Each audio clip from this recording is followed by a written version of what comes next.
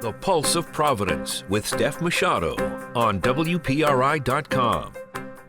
Hello and welcome to Pulse of Providence. I'm Steph Machado, and joining me today is Gonzalo Cuervo, the former Deputy Secretary of State for Rhode Island and now mayoral candidate for Providence mayor in the Democratic primary next year. Gonzalo, thank you so much for joining me.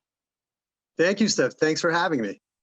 So the field is, certainly not set yet for the primary next year. It seems like every week I'm hearing about another person who might throw their hat in the ring for mayor, but you were one of the early announcers. So tell me, why are you the best candidate for the job compared to the other folks who have so far indicated they're planning to run? Well, I'm running for mayor because I believe in Providence, and specifically in the people of Providence. And I believe in their talent and their potential. And I also believe that many of our residents and families haven't had the opportunity to realize that potential. And I think we can change that. And I'm also running because I'm a candidate who brings a very unique set of personal and professional experiences and skills. I spent 12 years in administrative roles in the city. I understand the city well. I know how it works. I know what it takes to get things done in the city. And I also spent a significant amount of time at the State House navigating the legislative process and the hallways at the State House. And I think that combined with my experience as a community organizer and lifelong involvement in many community and local political initiatives really gives me the opportunity to affect real change for our city and for our families. There's another candidate in the race, Brett Smiley, who's also worked in City Hall and worked at the State House, so has similar experience in that way. Why are you a better candidate than him specifically?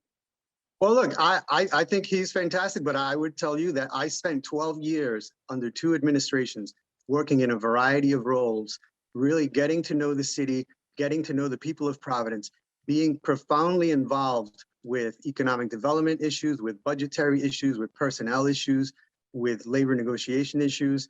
This wasn't something, it wasn't an overnight thing. I wasn't there for a year. I wasn't there for 18 months. I was there for 12 years. And I learned a lot, and I was able to contribute a lot as well. And I'd like to bring that experience and those experiences to this role of mayor. The city of Providence is expecting to get upwards of $160 million of the American Rescue Plan Act funds. So it's a tough one to say. They've already allocated $42 million of it. In fact, as we tape this on Friday morning, Mayor Elorza is, as we speak, signing an ordinance to spend $42 million of that money on a number of things, including a small business relief fund and a $4 million welcome center at Roger Williams Park. So I'm curious, two things. What do you think of the way that the city has decided to allocate a lot of the money, $42 million of the money so far, and how would you spend this influx of cash? Well, it's my understanding that the vast majority of this initial outlay is going towards plugging holes in the budget that were caused by really the hardship from the pandemic.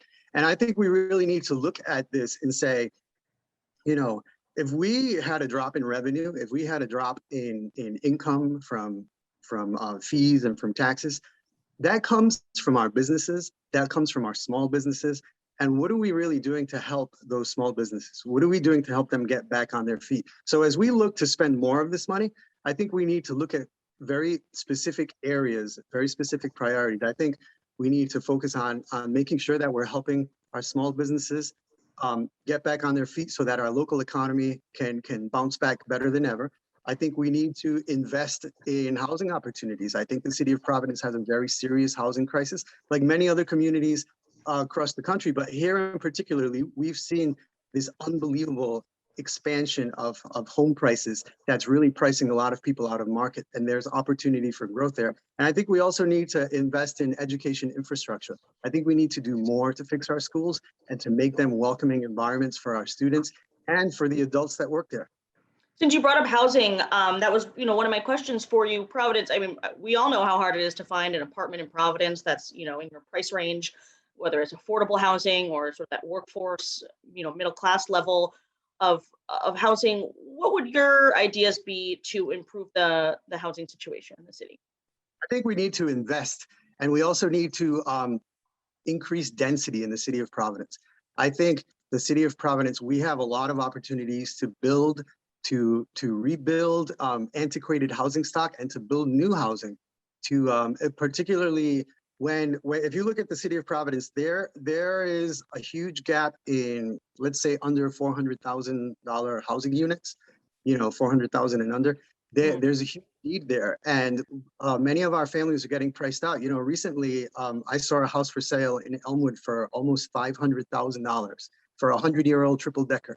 The families that live in that neighborhood, it's almost an impossibility for them to aspire to owning a home like that, which is part of the American dream, which is a way that many working families create wealth. And what we have is a system that is encouraging more and more investors to enter this market and pushing more and more of our families out.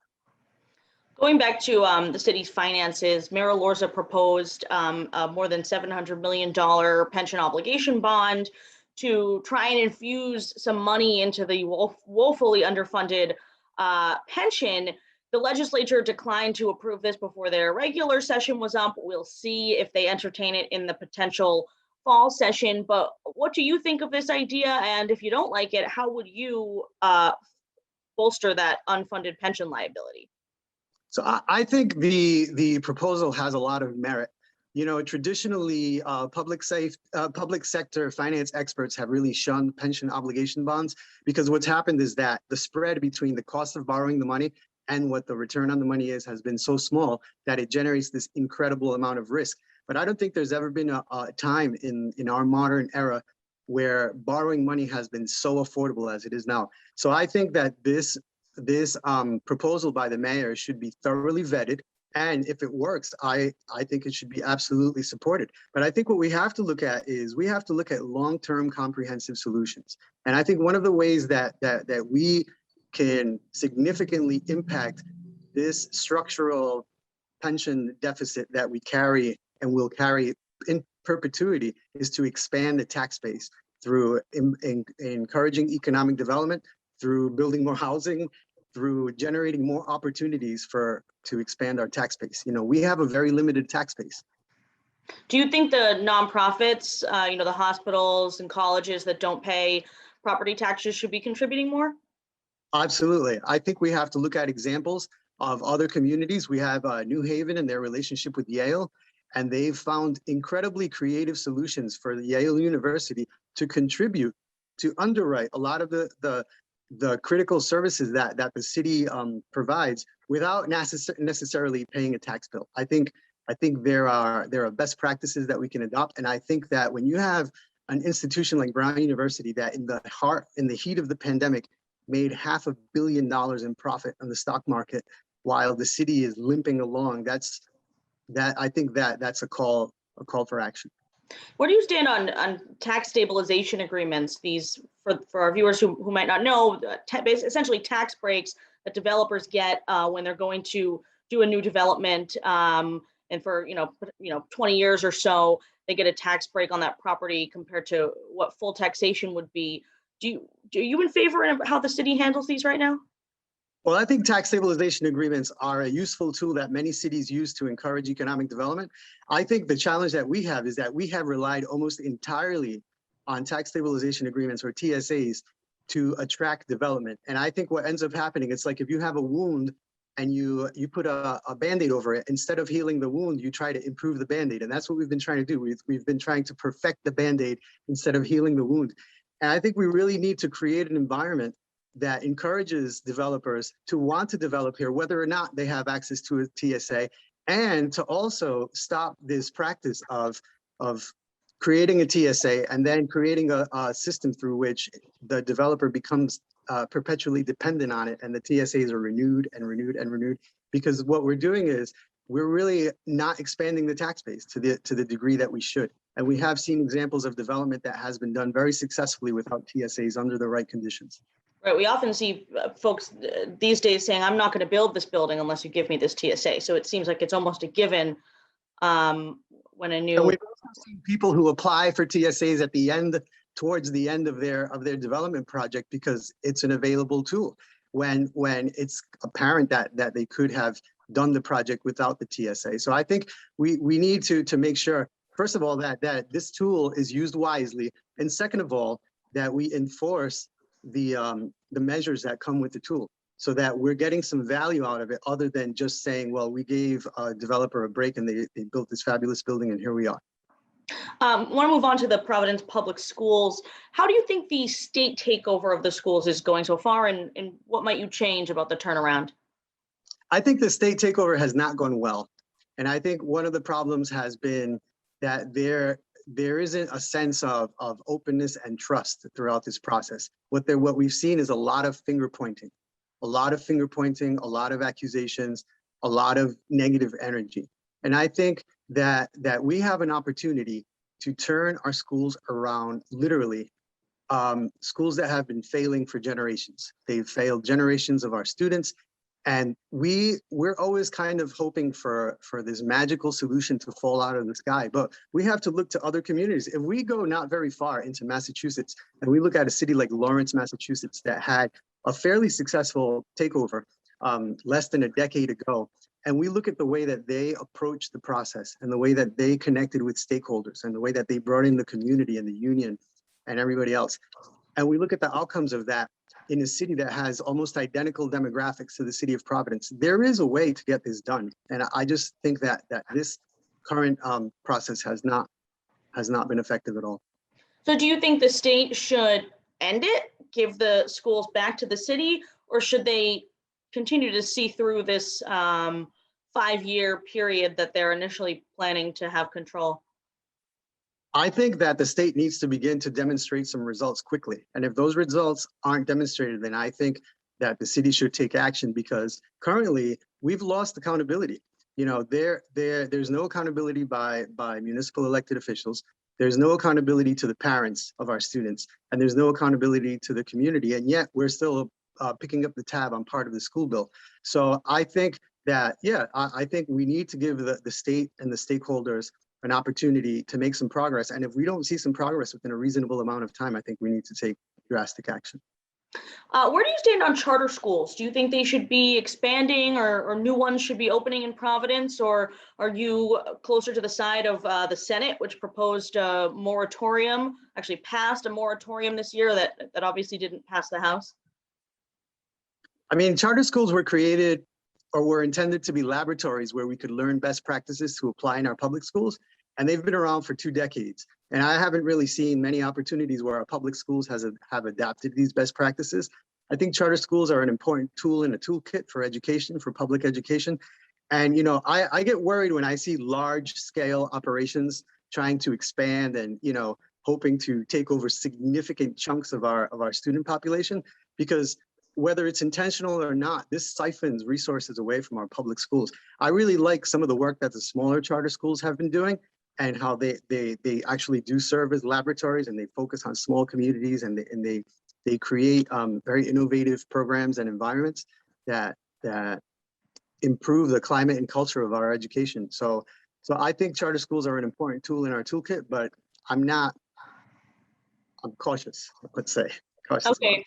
What do you think about Achievement First, which is one of the larger networks? They're gonna rent a Providence public school building for $1. They have to pay maintenance and repairs and such, but this was something that was negotiated by RIDE, and an agreement was entered into by Mayor Lorza. What do you think about a charter school coming into a Providence public school building?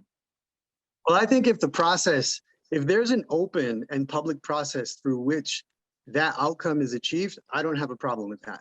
I think what a lot of people are concerned about is that it seems like this was some type of, kind of quiet deal that was brokered, precisely kept quiet, so to avoid, outcry in the middle of the takeover conversations.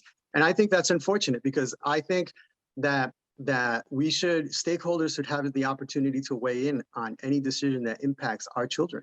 I mean, that's the whole reason why we're here is to the whole reason why we invest so much money and so much time and so much effort into educating our children is to improve their outcomes. And when something like this happens, it kind of it adds to that environment of distrust. Mayor Lorza has proposed a number of initiatives that the next mayor will likely have to make decisions about. One is reparations for Black and Indigenous people of Providence. There's a truth and reconciliation process that's been ongoing now for quite a while, but it seems like the next mayor will probably be in the position of deciding whether some kind of reparations can be paid. The second is guaranteed income that he announced just a few days ago. There's a pilot program that's philanthropically funded for 110 families. But again, if this were to become a larger program, the money would need to be found somewhere. And the pilot program ends sort of right near the end of Mayor Elorza's term. So if you were the next mayor, would you continue both of these programs? And if so, how? I mean, the mayor has proposed and has folks looking at some very compelling and interesting concepts. You know, the conversation about reparations is an important conversation. I think it's not something that should be minimized or politicized, as well as the conversation about basic income. You know, it's a conversation that's happening all over the country and all over the world. I think what we need to focus on is saying, look, we can continue to have those conversations. We can have the experts look into how effective and what opportunities we have to play a role in those processes. But we have to primarily focus on doing the work that the city voters and taxpayers expect us to do, which is to ensure that our city is clean, it's safe, it has a thriving economy, and it has the opportunity for all our families to grow and prosper and live well. And so those proposals are very interesting, compelling proposals. I think that they're important, and I think that we should continue to look into them. But I think we need to focus also on making sure that the city is run well. Do you envision the city having the money to fund one or both of those initiatives, or is it a feel-good measure that we talk about in study, but don't necessarily have the money to implement? Well, we're starting with the city that sweeps the streets once or twice a year. So if we're going to talk about resources and we're going to talk about money, we have to have a realistic conversation. You know, we all have lists of things that we'd love to see and that are important and that are critical and that are vital. But we have to have a realistic conversation about the capacity that our city has to fund any initiative in general. You know, if we often don't have any money for infrastructure repair, we don't have any money to do the type of work that is expected of a city. We need to have that conversation. And this goes back to the issue of expanding the tax base. You know, 40% of our tax base of our properties are tax exempt. That means that a lot of our tax burden is on homeowners and small business people. If we don't expand the tax base, we're not going to have the resources to cover even our basic services, never mind these very compelling programs that are in addition to what people expect the city to deliver. Another difficult and important conversation that's been going on is about policing. A lot of city leaders support the idea of reform. They've been talking about it for more than a year. There's a diversion pilot program that's going to take place to study whether certain calls can be diverted away from police, and maybe that will save money in the long term in the police department. But you know, we've got other council people saying we need to hire a lot more police officers because there's been an uptick in violence in the city. So where do you stand on this issue? I think we need to reimagine the role and the structure of our police. I think the job of police officers is a very difficult job. It can be a dangerous job, and it's often a thankless job. But I think there are also police officers who don't act appropriately. I mean, we've seen recent examples here in Providence of police officers caught in misconduct, and we need to hold those officers accountable as well.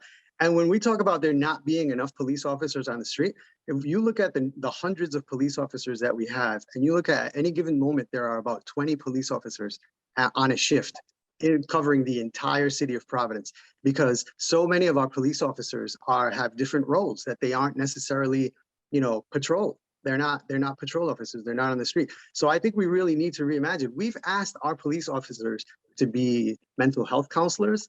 We've asked them to be all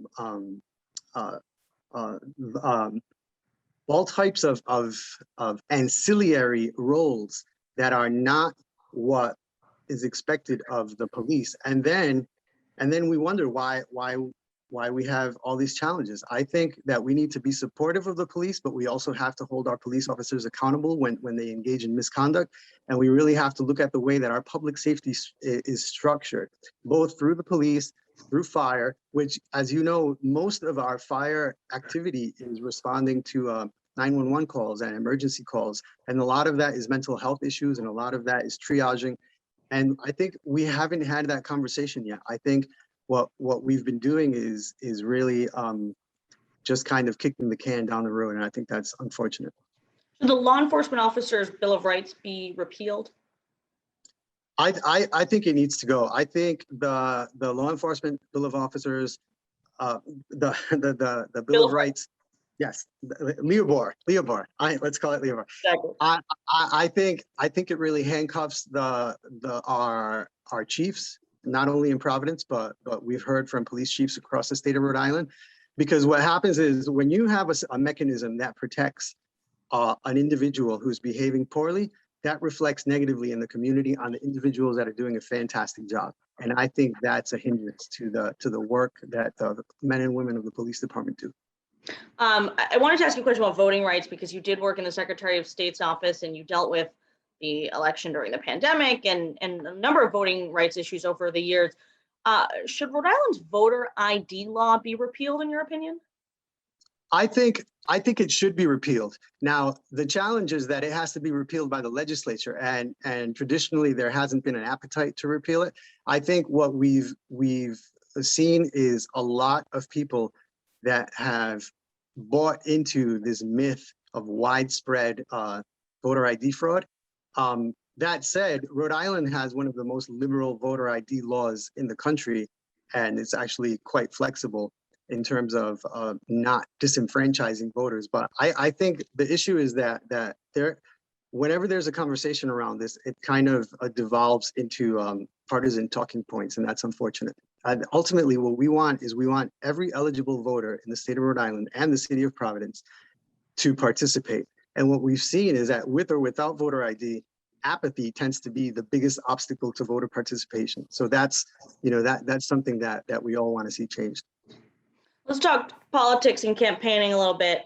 In the first fundraising quarter of this year, you were basically neck and neck with Councilwoman Nerva LaFortune with cash on hand. Brett Smiley has raised a lot more than both of you, but your next fundraising report is due in a couple of weeks. We haven't seen it yet. How did you do in the second quarter?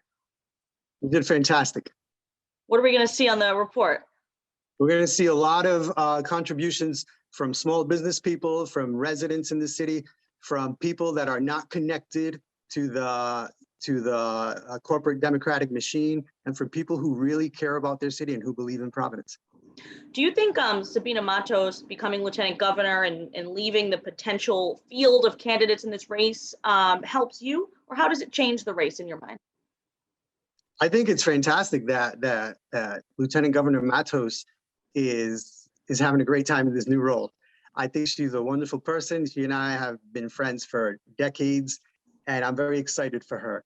I think, I was prepared to run for mayor under any circumstances and regardless of what the field looks like, and I'm prepared to win. So that's kind of where we are.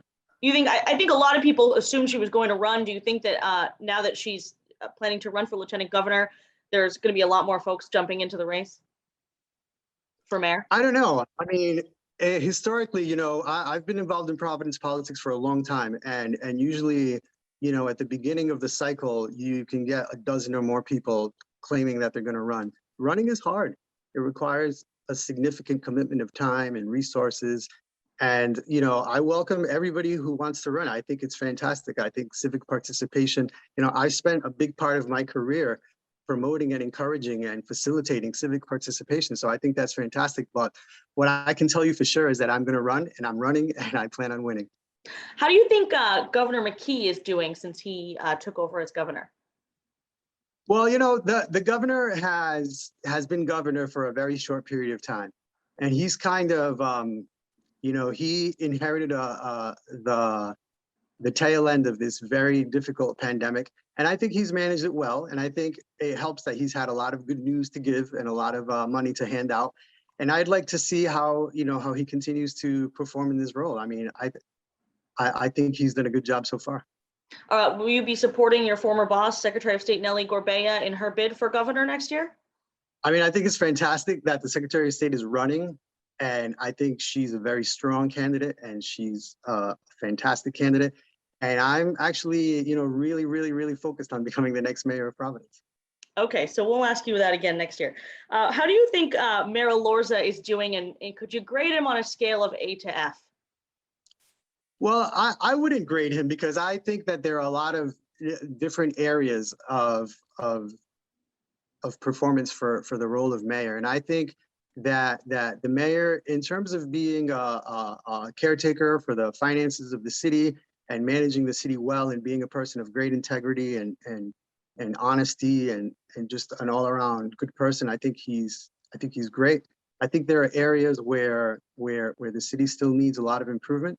And I think the role of mayor is a challenging mayor. It's like fixing an airplane in flight. And I really look forward to the opportunity of moving the city forward beginning in 2023. My final question for you, I asked you a lot of policy questions about topics that are on the agenda right now, but what's something that isn't being talked about now, that isn't on the agenda, that, if you become mayor, you want to tackle? I mean, I think there are two issues that I'd really like to focus on. I think we really need to wrap our heads around the housing crisis in this city. And I think we also really need to look at expanding our green economy, because we're a waterfront city that is at sea level, right? We don't have any, there's no margin of error with the sea level rising, with climate change. And we have an opportunity not only to be leaders as a city in terms of climate justice and climate change, but also to use that to leverage economic development. Our waterfront area is vastly underutilized. I mean, we basically have garbage transfer stations in places where we could have significant economic activity through tourism, through residential development, or even if we just wanted to build parks and enjoy that beautiful waterfront area. And I think there's great opportunity for us there. Gonzalo Cuervo, Democratic candidate for mayor of Providence. Thank you so much for joining me. Thank you so much. And thank you for watching Pulse of Providence. If you want to see interviews we've done with other mayoral candidates, you can see our interview with Brett Smiley and Councilwoman Nirva LaFortune on the Pulse of Providence page right now. And we will continue speaking to the candidates as we get into the 2022 election year. I'm Steph Machado. Thanks for watching.